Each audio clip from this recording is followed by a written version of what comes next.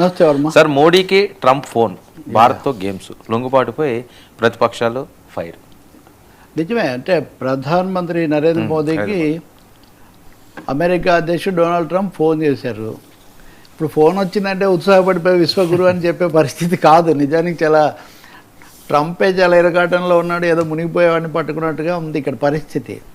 Trump loop లైన్లో call చేశారు, కానీ మోదీ మటుకు దాన్ని ఏమాత్రం లేకుండా ట్విట్టర్లో డైరెక్ట్గా ఎక్స్లో పెట్టేశాడు. Had a productive call with Donald Trump and explored various options etcetera ఇదంతా.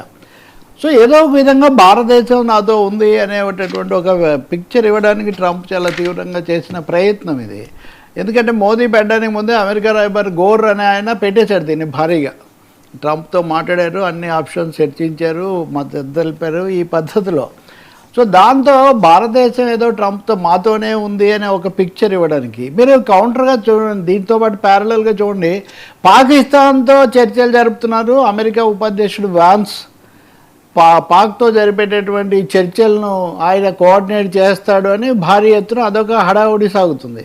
పాకిస్తాన్లో చర్చలకు టర్కీ, సౌదీ అరేబియా, ఆ తర్వాత ఈజిప్టు ఇవన్నీ కూడా సహాయపడతాయి, అక్కడ ఏదో మీటింగ్ జరుగుతుంది అనే ఓ పద్ధతిలో అదొక హడావుడి. భారతదేశం దాంట్లో పాల్గొంటుందంట. అసలు పాకిస్తాన్కు మనకున్న సంబంధాలు ఏంటి? మనం వెళ్ళి పాకిస్తాన్లో కూర్చోవడం అనేది అది ఎలా సామాన్యంగా అది జరగదు.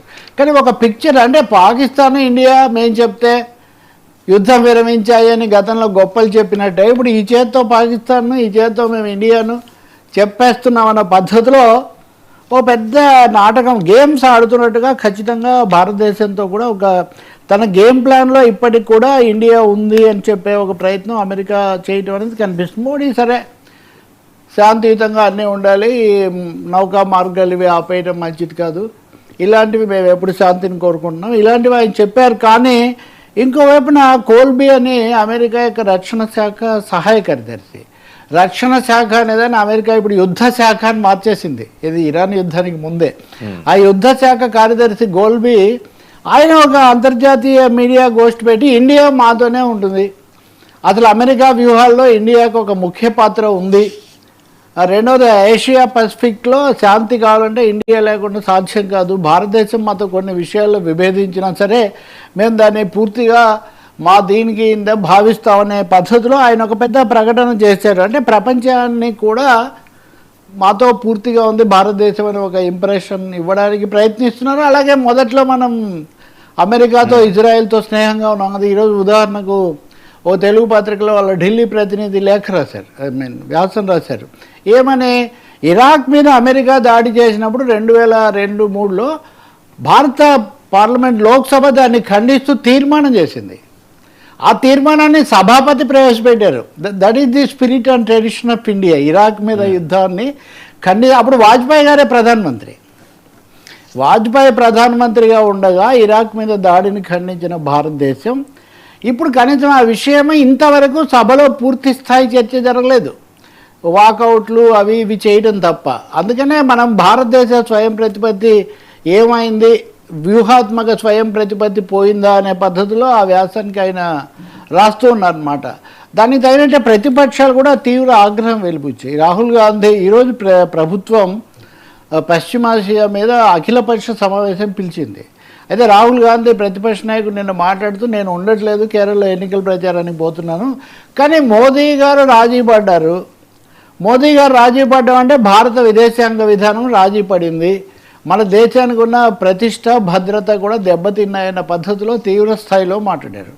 అలాగే ప్రధాని ప్రకటన చేసిన తర్వాత సభలో ప్రతిపక్షాలు కూడా కాంగ్రెస్ కానీ సిపిఎం కానీ కొన్ని టీఎంసీ తృణమూల్ కాంగ్రెస్ డిఎంకే ఇట్లాంటి వాళ్ళందరూ కూడా మన దేశం యొక్క గౌరవానికి తగినట్టు మనం వ్యవహరించలేదు, మన మీద ఇజ్రాయెల్ను అమెరికాను పూర్తిగా అంటకాగుతున్నామనే ఒక అభిప్రాయం ప్రపంచానికి ఇచ్చాము, దీనివల్ల మన భారతీయులు వాళ్ళు అక్కడున్న 1 కోటి మంది భారతీయులే కాకుండా ఈ సరఫరాలు ఇవన్నీ కూడా దెబ్బతిన్నాయని ఒక విధంగా ప్రభుత్వము ఒక తీవ్రమైన విమర్శకు గురైంది.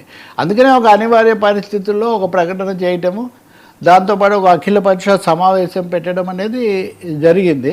ఇది బహుశా మోదీ అధికారంలోకి వచ్చాయి. ఇంకో మాట కూడా అన్నారు, రాహుల్ గాంధీ అన్నారు, ఇతర పార్టీలు కూడా అన్నాయి, విదేశాంగ విధానం అనేది తమ దేశం యొక్క ప్రయోజనాలు, సార్వభౌమత్వము, అంతర్జాతీయ ప్రపంచ శాంతి వీటన్నిటిని దృష్టిలో పెట్టుకొని సమతుల్యతతో చేయాల్సిన ఒక పని.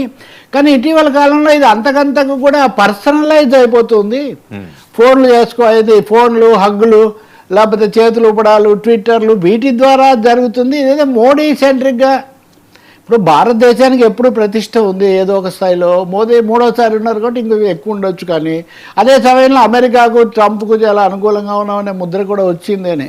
సో ఈ రెండు పరిణామాలు అంటే ఒకవైపు నుంచి అమెరికానేమో భారతదేశాన్ని తన వైపు ఉందని చూపించే ఒక ప్రయత్నం చేస్తూ, భారతదేశాన్ని తీవ్రంగా ద్వేషించే పాకిస్తాన్లో ఈ చర్చలు అవి ఇవి అని చెప్పి అదొక నాటకం నడుపుతూ ఉంటే, ప్రతిపక్షాలు అలాగే మీడియాలో కూడా ప్రభుత్వం అనుసరించిన విధానం మన వ్యూహాత్మక స్వతంత్రాన్ని కాపాడే విధంగా కాకుండా కొంత తీసే విధంగా ఉందనే విమర్శలు చాలా ఎక్కువగా వస్తున్నాయి.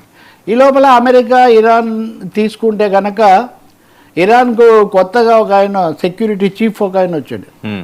ఆయన మేమేమి రాజీ పడేది లేదు, మాకు 3 షరతులు ఉన్నాయి. ఒకటి, అమెరికా యుద్ధ స్థావరాలని మూసేయాలి.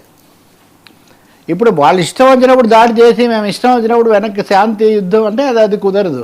ఒకటి, యుద్ధ స్థావరాలన్నీ కూడా ఖాళీ చేసి వెళ్ళిపోవాలి. అలాగే మా మీద చాలా బెదిరింపులు కురిపించారు కదా, వాటిని కూడా వెనక్కి తీసుకోవాలని.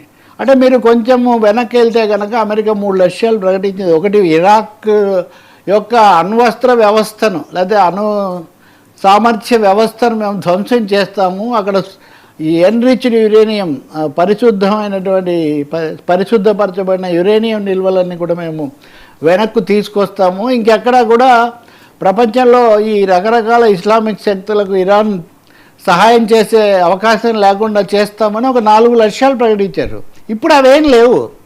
ట్రంప్ గారు వెంటనే ఎవరు వస్తే వాళ్ళతో మేము ఈ పాకిస్తాన్లోనే ఎక్కడైనా సంప్రదింపులు జరిపి వెనక్కు తగ్గుతాము, కనీసమైన కొన్ని షరతులకు అంటున్నాను. కానీ ఇరాన్ మటుకు లేదు, మా లక్ష్యాలు మేము మార్చుకోము, మీరు ఇక్కడ యుద్ధ స్థావరాలు మా గుండెల మీద కుంపట్లాగా ఇవి ఇలాగే పెట్టి ఎప్పుడంటే అప్పుడు మా మీదకి వచ్చి దాడి చేస్తామంటే మేము ఒప్పుకోమంటున్నారు. అందుకనే ట్రంప్ ఇవన్నీ మాట్లాడుతున్నప్పుడే ఇరాన్, ఇజ్రాయిల్ ఒకరి మీద ఒకరు చాలా భీకరంగా దాడులు చేసుకున్నారు. ఆ దాడులు కూడా కొనసాగుతున్నాయి. కాబట్టి ఇంకా ఏమీ ఒక కన్సూప్మెంట్లో లేదు. అమెరికా ఆయుధాగారాలు లేకపోతే సైనిక స్థావరాలు ఎత్తేయటం అనే ప్రసక్తి సామాన్యంగా రాదు. అది ఈరోజు కాదు, ఎప్పటి నుంచో వాళ్ళు అక్కడ పెట్రోల్ రిచ్ ఆ ఏరియాలో ఉండాలని వాళ్ళు పెట్టుకున్నారు, ఇక ముందు కూడా పెట్టుకుంటారు. కాబట్టి ఇది ఏం జరుగుతుంది అనేది ఒక పెద్ద ప్రశ్నగా ఉంది. ఇవేమి కాకపోతే చివరి ఆప్షన్ మెరైన్స్ను పంపించడం, అంటే విమానాల్లో సైనికులను, భూతల బలగాలను సైన్యంలో ఇరాన్కు సైన్యాన్ని పంపించాలి, అది కూడా ఆలోచించండి ట్రంప్కు చాలామంది చెప్తున్నారు. ఎంత తమాషా అయిపోయిందంటే ట్రంప్ చివరికి నిన్న మీడియా కాన్ఫరెన్స్లోనే హెగ్జిత్ అని వాళ్ళ రక్షణ మంత్రి, నువ్వే కదా యుద్ధం చేయమను, నువ్వు చెప్తేనే కదా. నాకు ఒక దేశాధ్యక్షుడు, అసలు ప్రపంచంలో శక్తివంతుడైనటువంటి అమెరికా అధ్యక్షుడు రక్షణ మంత్రి, నువ్వు చెప్తే కదా యుద్ధం చేసాం, మళ్ళీ ఇప్పుడు ఏంటి వెళ్ళిరా అంటున్నారని జోకులాగా మారిపోయింది అనమాట. నిజానికి పైకి జోక్లాగా కనిపిస్తుంది కానీ ఇది చాలా క్లిష్టమైన సవాల్గా వాళ్ళకి మారింది. ఒక్కసారి సైన్యాన్ని దింపితే ఇంక ఇరుక్కుపోవటం తప్ప బయటకు వచ్చే అవకాశం లేదు అన్నది స్పష్టం. సార్